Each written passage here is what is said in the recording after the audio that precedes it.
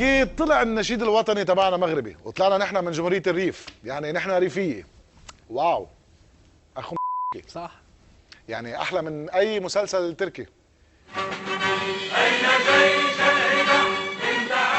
القصة بلشت مع فؤاد خوري صديقي، كان عم يحضر توت ليستوار عن بن بركة دوكيومنتير، وإذ نص الدوكيومنتير بيكون في اللحن هذا اللي عم نحكي عنه، لحن النشيد الوطني اللبناني بكلام غريب. كلنا يعجب بفتى المغربي، كلنا يطرب لانتصار الأبي. عشو مستغربين؟ ما بعرف، ما اصلا ما في شيء عنا من صنع ايدينا، كله من قفا اجرنا، اكلنا تركي، لبسنا طلياني، سياراتنا المانيه، دستورنا فرنساوي، قهوتنا برازيليه، وسيجارتنا امريكيه، تراث الاغاني عنا من اوروبا الشرقيه، حتى حربنا طلعت اقليميه، بنقول انه فينيقيه بس من مثل الهولنديه، مصرياتنا خليجيه، ريحه اجاني هنديه، واكيد رغب علامه طلع سوداني.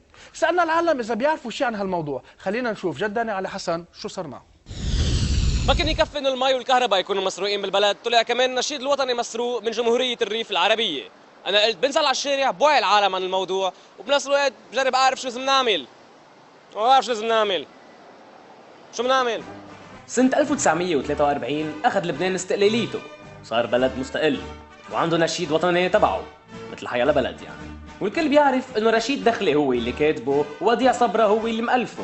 بس اللي ما بنعرفه وعرفناه بالغلط بعد 84 سنة هو انه النشيد الوطني اللبناني كان لجمهورية الريف اللي تأسست سنة 1921 وانمحت سنة 1926.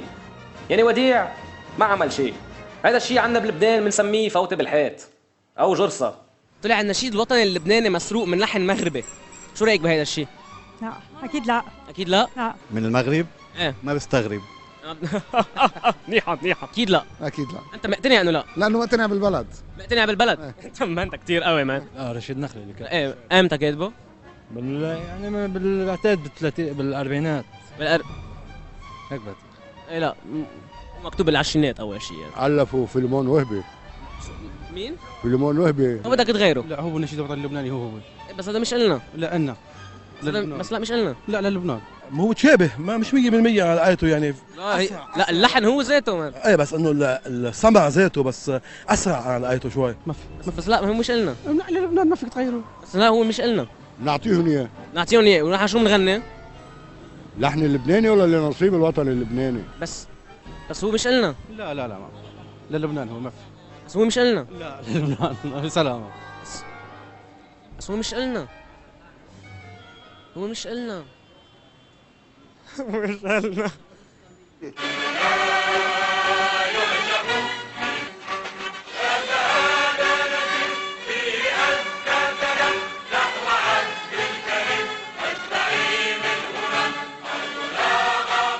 بنغير هن يغيروا نشيد، نحن ما بنغير نشيد. ايه برافو، هي العقليه المضبوطه. اوكي ميرسي كثير.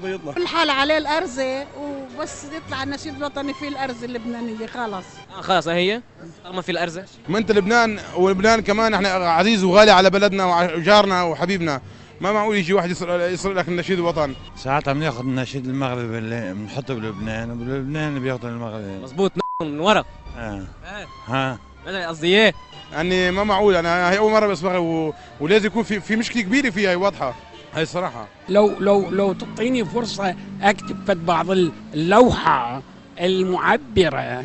بتغير لو في نظام. الانظمه القديمه بيعملوا انقلابات على بعضهم، بيجي نظام جديد بيحب يحط نشيد جديد. لبنان الطبيعه، لبنان الجمال، لبنان التاريخ، لبنان الحضاره، لبنان قلب المتوسط كله. فينا نعمل هذا نشيد وطني جديد.